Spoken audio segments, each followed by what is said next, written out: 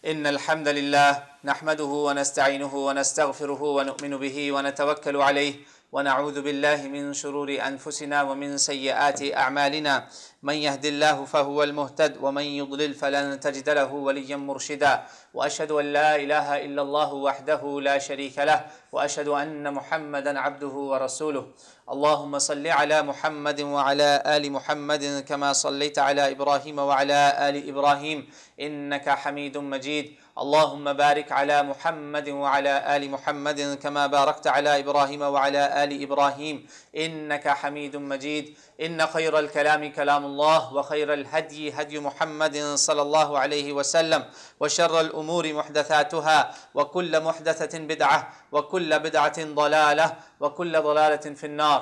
قال الله تعالى في القرآن الكريم: يا أيها الناس اتقوا ربكم الذي خلقكم من نفس واحدة وخلق منها زوجها وبث منهما رجالا كثيرا ونساء واتقوا الله الذي تساءلون به والأرحام إن الله كان عليكم رقيبا.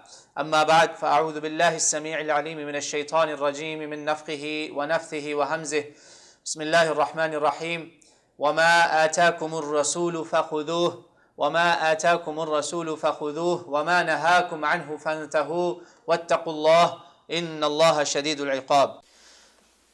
My brothers and sisters in Islam, Allah subhanahu wa ta'ala,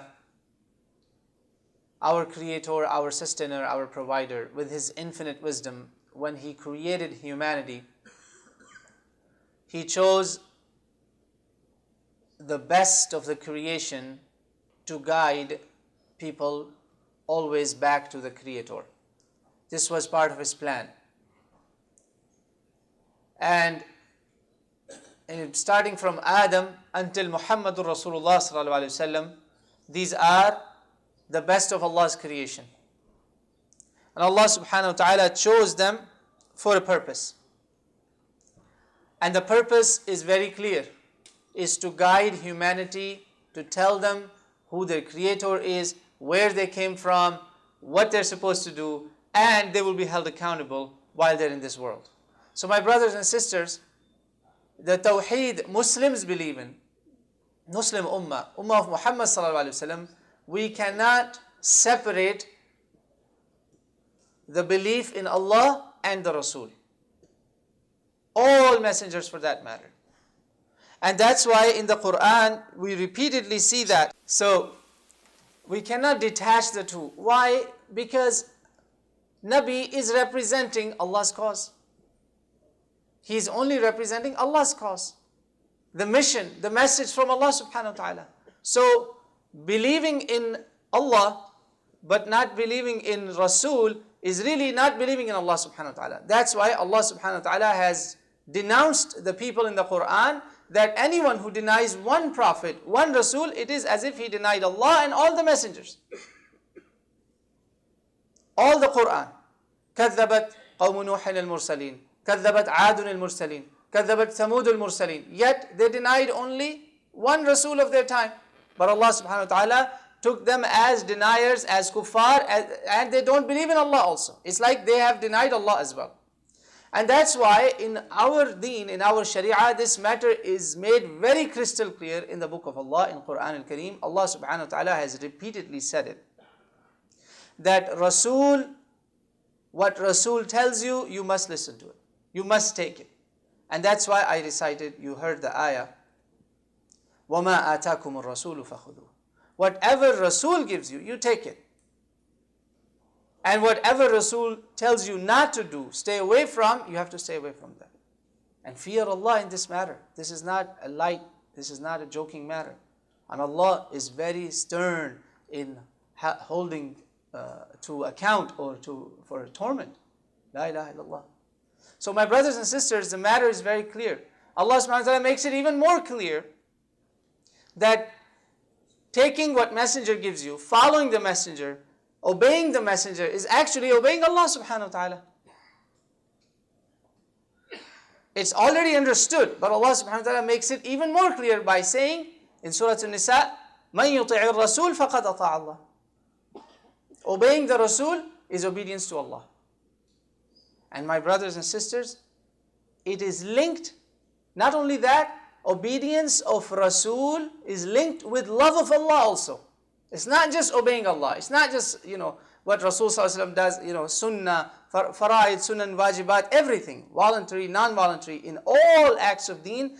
If we think Rasul is astaghfirullah, is of no importance, our Islam is under question. For instance, if someone is not doing a sunnah, inshallah, with mercy of Allah subhanahu wa ta'ala, he may be forgiven, inshallah. He's not missing an obligation, for instance. But if someone says, I don't care what is sunnah, just that statement is enough to take someone out of Islam. If he knows what he's saying, or she knows what she's saying. The person has to be asked, what do you mean by this? That I don't care? I don't care if it is sunnah? A Muslim cannot say that. Because Allah subhanahu wa ta'ala has conditioned His love with obedience, love for the sunnah of Rasul sallallahu alaihi wasallam. All the acts of deen, whatever Rasul does, whatever, there's no distinction between sunnah, fard, wajib. We as Muslims must at the very least have this conscience, have this belief, have this iman that Rasulullah sallallahu alaihi wasallam has come with haqq. Even if it's not in the Quran, I will obey. Because Quran is telling you to obey. And so Allah subhanahu wa ta'ala says, قُلْ إِن كُنْتُمْ تُحِبُّونَ اللَّهِ فَاتَّبِعُونِي. If you truly love Allah subhanahu wa ta'ala, obey the messenger, obey Muhammad sallallahu alaihi wasallam, obey Muhammad Rasulullah sallallahu alaihi wasallam. And what will happen as a result? يُحْبِبْكُمُ اللَّهُ وَيَغْفِرْ لَكُمْ ذُنُوبَكُمْ. Allah will love you and He will forgive your sins. Allahu Akbar. Obedience of Rasul will earn love of Allah and forgiveness of Allah as well. Wallahu ghafurur rahim. May Allah make you and I among these people. So that's why, my brothers and sisters, a lot of times we Muslims, we fall in this thing that when somebody is told, brother, this is haram, this is wrong, they'll say, is that in the Quran? That's a very ignorant statement that modern day Muslims, sadly, say it like, it's a joke. It's like it's the right thing. As if this is what we should believe in. La hawla wa la quwwata illa billah. That's not true. A Muslim cannot say this. If Rasulullah, Quran did not say it and Rasul said it, it's the same thing. Because Rasul is telling us what Allah told him to say. If Rasul ﷺ is making his own opinions in the matters of halal and haram, in the matters of religion, then he's astaghfirullah being dishonest, and that cannot be the case. Why? Because Allah told us so in the Quran. وَمَا يَنْطِقُ عَنِ الْهَوَىٰ إِنْ هُوَ إِلَّا وَحْيٌ يُوحَىٰ. It's wahi, revelation from Allah subhanahu wa ta'ala. That's why once Rasulullah ﷺ, he was amongst the companions and he told them, there will be a time that some people, I believe in Sunnah Abi Dawud, a beautiful hadith. He says people will come and they will sit on their reclining, they will be in reclining chairs or in a very comfortable sittings, and they will say, Quran is enough for us. Quran is enough for us. And he said, watch out, lo and behold, my sunnah is as important as the book of Allah. Nowhere, it's as important, because nowhere in the Quran, then he gives the halal haram here. He says, nowhere in the Quran it tells you that the meat of the domestic donkey is haram. I make it haram for you. The question of Hajj, very famous hadith. The man asked Rasulullah sallallahu alaihi wasallam, when Allah says in the Quran, وَلِلَّهِ عَلَى النَّاسِ حِجُّ الْبَيْتِ مَنِ اسْتَطَاعَ إِلَيْهِ سَبِيلًا. Hajj. These are the days of Hajj. Start planning, inshallah ta'ala, if anyone is intending to do Hajj. Shawwal is considered the crowning of the Hajj. So, and some people who travel distances, walk or other routes than flying, they've already started, Alhamdulillah. So, but the Quran doesn't say if it's every year. So the man asked, the companion asked Rasulullah sallallahu alaihi wasallam, is this every year? Every year? Prophet said, first Prophet kept quiet and he said, if I said so, it will be so. If I said every year, it will be so, and then you won't be able to do it. Allahu Akbar. So this is the maqam of Nabi, that we Muslims must understand, that when something is told that, for instance, it is haram, it is haram. If it's, or in do's and don'ts, it's a sunnah, it's a sunnah. Or if it's an obligation, if Rasul says it's fard, it's fard. Or it's a wajib, whatever. We cannot say, oh, I don't care. In anything, even if it's a sunnah. Sunnah must not be taken lightly as well. If you can't do it, that's a separate thing. We're not talking about doing it. We're talking about taking it first, like Allah says in the Quran, what He gives you, take it. Believe in it. And what He tells you, don't do it. Say that, yes, amanna sadaqna. Amanna sadaqna. Alright? May Allah give us tawfiq. Bottom line is, my brothers and sisters, there is a beautiful hadith that Imam al-Nawawi also took it among his 40 hadith, that halal, the matter of halal and haram, permissible and impermissible things in deen is very clear actually. It's a clear-cut case. Most of the time, most people would know that something that is forbidden is bad actually. It is bad for them. It's not good. Take an easy example, smoking. Everybody knows it's bad. Muslim, non-Muslim, everybody knows it's bad for your health. You go to any insurance agency in this country, if you smoke, your insurance rates go up. They'll say this guy is high maintenance. He's going to get more sick, more likely. So it's bayyin. Inna al-halala bayyin wal-haram bayyin. 40 hadith that if a Muslim hangs on to, it's enough for him for his whole life. It's among those 40 hadith. And Bukhari and Muslim agreed upon this. Authentic. They're clear, my brothers and sisters. Problem with us, we think we're in a gray. We think we're in a gray, just like in that hadith. I have a separate khutbah on this entire hadith. We think we're in a gray zone. But actually Rasulullah says, gray zone will take you into the haram zone. In this very hadith. Going near the gray, into the gray, actually will not take you to halal. It will not take you to good. It will only take you to what's haram. Because Prophet said so. Rasulullah is saying that. And his knowledge is coming from Allah subhanahu wa ta'ala. Nobody has even seen him flipping pages or a book or saw him with a teacher. His teacher is Allah subhanahu wa ta'ala. He can't be wrong. All we have to make sure is that he did say it. And he's saying that, and it is true. It is proven time and again that Muslims, young, old, doesn't matter. They go toward the gray, oh, it's okay, I'm going to be in that crowd, I'm not doing anything haram. He ends up doing haram, or she ends up doing haram. That's gray. Gray gets you away from deen. That's the Prophet is saying that. Because he said, the forbidden things are like a sacred sanctuary that you cannot be in. It's a forbidden sanctuary. It's a pasture you cannot graze even around, and you will end up in it like a sheep who's not supposed to be in a pasture, but you will end up there because you're near. And that's why, my brothers and sisters, it all comes down to our hearts. Most of the time we know that this is wrong. Most of the time we know it's wrong, but we just don't want to admit it. We give ourselves this false hope that inshallah, I'm doing something, Allah Kareem. Inshallah, Allah Kareem. Allah is Ghafur Rahim. Inshallah, I won't do it. Oh, I know my limits. And this is where we cross the limits. May Allah save us from that. But it's all about, my brothers and sisters, protecting this heart that 1 month we worked on it. Alhamdulillah. By fasting, by giving it the right nutrition, the spiritual food. Alhamdulillah. That's why this long hadith where it talks about halal and haram are clear.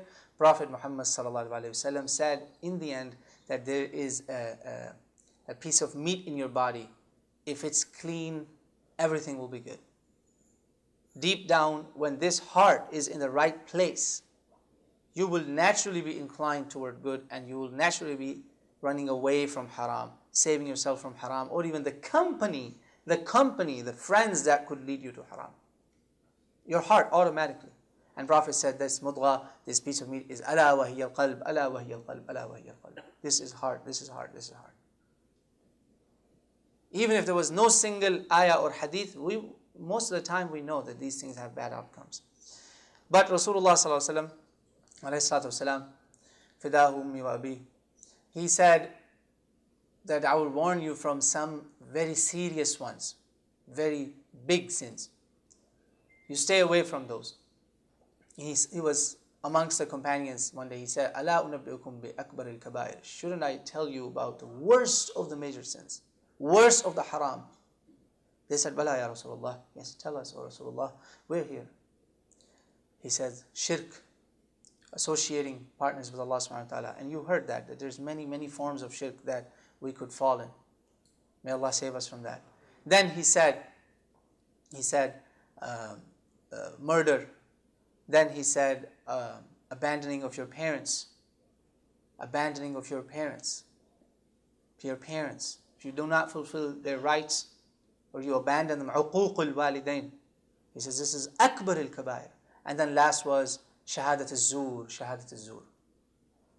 You know, subhanAllah, the case of parents is such a testing case for us, that if we fall short in this, we fall into the shahadat al-zur also. We get into a denial mode. Shahadat al-zur is false testimony, the lying, the self-denial. May Allah save us from that. So these four are so serious that Rasulullah ﷺ kept saying shahadat al-zur, shahadat al-zur, shahadat al-zur, ala wa shahadat al-zur, ala wa shahadat al-zur. Companions said we got so scared that we were hoping that now Rasulullah ﷺ stops. Because my brothers and sisters, shahadat al-zur is not just going in a court of law and making a false testimony. We have a testimony in Islam. We have testified that there's only one Allah and Rasulullah ﷺ is His messenger. Shahadatul Zur could apply in all acts of deen. In all acts of deen. Falsely standing on the haram, on the falsehood. May Allah save us from that. So these are worst of the four sins that Prophet ﷺ highlighted in one hadith. They are shirk,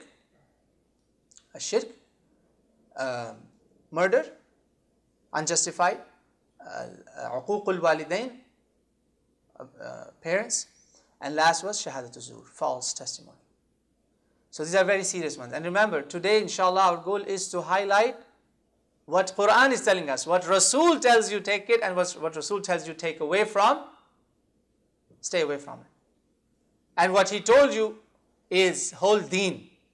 So all we have to now know is these few as exceptions, they're not the rule. So haram are few. Everything else that is good in this deen is halal. Because Allah said so in the Quran, that He's going to make all the tayyib, all the good things halal for you. So anything that is tayyib, good, is halal for us, is allowed for us. That is an infinite list. We are focusing on a finite list, that this list is small, but inshallah I can watch out from this and then everything else will follow. All I have to do is fend myself, have a fence around me from these things. And then Rasulullah ﷺ, this is also a Bukhari Muslim hadith, very beautiful. Rasulullah ﷺ, this hadith starts with very serious words. قال رسول الله صلى الله عليه وسلم اجتنبوا الموبقات. And some places he says السبع الموبقات. Sometimes, in some occasions, he highlighted only 7 of the most destructive المهلكات. الموبقات يعني المهلكات. They will destroy, put someone in death. They're as bad as dying, like destroy the person. La ilaha illallah, or the iman, or the astaghfirullah, the community, the town, anything. All mubiqat. He says, stay away. Don't even come close to them. Remember the concept of halal haram? You don't even come close to it. Ijtanibu. So he said, the one I'm reading to you, inshallah, or narrating to you, presenting, Ijtanibu sab'al mubiqat. Stay away from these 7 destroyers, 7 most wicked ones, most dangerous ones. قالوا يا رسول الله وما هم? O Rasulullah, O Messenger of Allah, what are they? Tell us what are they. Then Prophet ﷺ said, they are called ashirku billah. You see, brothers, every time shirk. Quran was saying the same thing last week, you heard that? Hadith, Sunnah of Rasulullah is saying the same thing. See, they're hand in hand, they're not going to contradict. Sunnah will only explain and add further to it, beautify it. It's the jewel. He said, ashirku billah, shirk, number 1. Number 2, as-sihr, magic, witchcraft.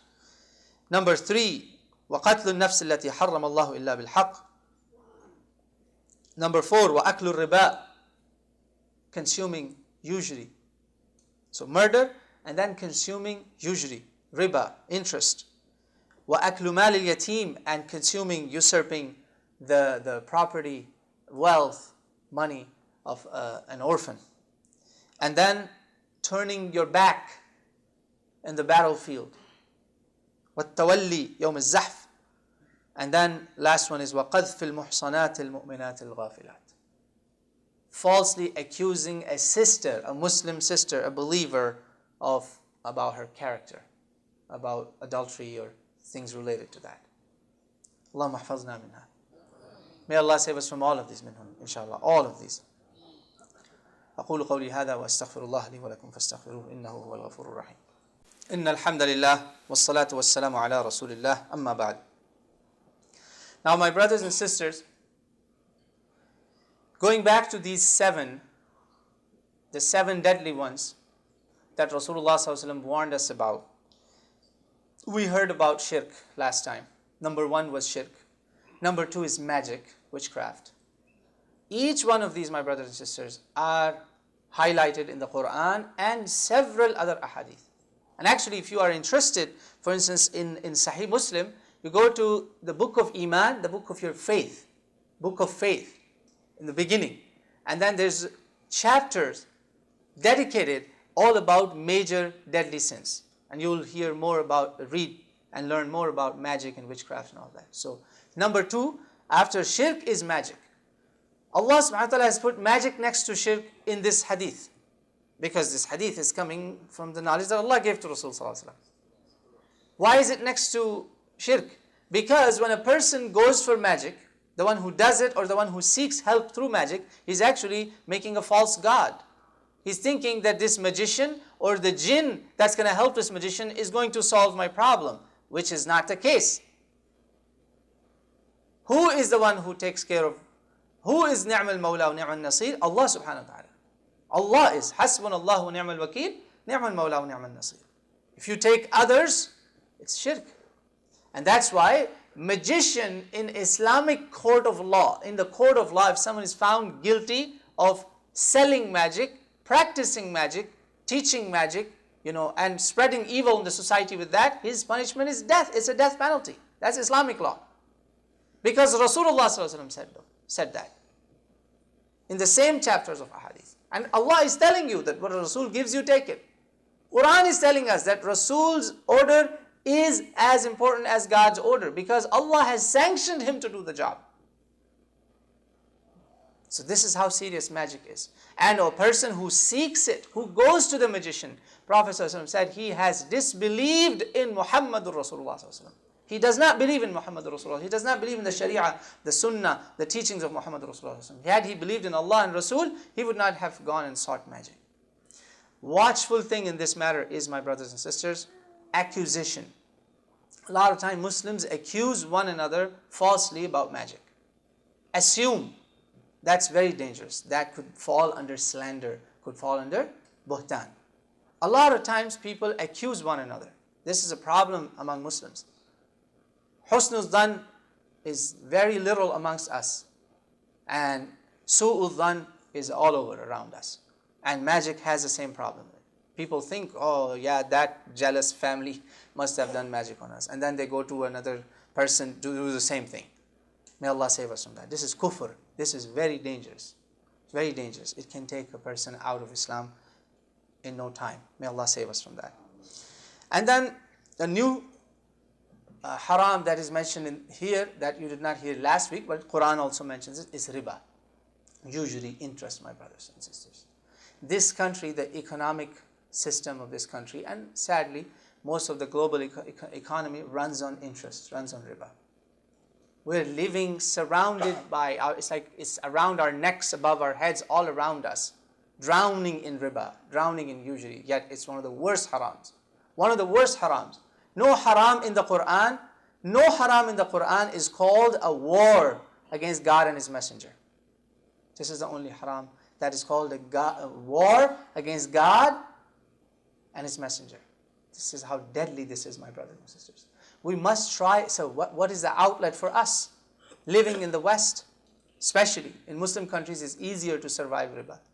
Here, my brothers and sisters, try our level best. We must try our level best in every aspect to stay away from riba, as much as we can, even if it involves paying cash for putting gas in your car. We can try, because when we swipe the card, there is interest that is being charged to the merchant, the businessman. These credit card companies are very evil people. They actually first introduced credit cards in the 60s, 70s, and 80s era. In those times, the consumer was also being charged interest for every swipe, but people were not using the card. They said, oh, okay, we need to come up with the strategy. So they said, oh, as long as you pay on time, we won't charge you interest. But on every swipe, 1%, 2%, there's percentage that these businesses are getting affected with. And small businesses get the most effect. They get affected the most. I'm just giving you an example where you can avoid. Try your best to avoid, inshallah. Sometimes you can't. Even if you use a debit card, they will charge a fee. There's a fixed fee, but it's a little bit, some say it's different than riba. May Allah save us from that. But we have to try. We have to make dua to Allah subhanahu wa ta'ala. Allah, I want to stay away from it. Help me, inshallah. And Allah will, inshallah ta'ala. So these are some of the things that are very important that we Muslims must be watchful of, and must not even get close to these. You see, the order of Rasul sallallahu alaihi wasallam here is, like the Quran says, what Rasul orders you, what Rasul tells you, take it. And what he tells you stay away from it. And that's what it is. A very small presentation of some forbidden things that Rasulullah sallallahu alaihi wasallam told us to stay away from.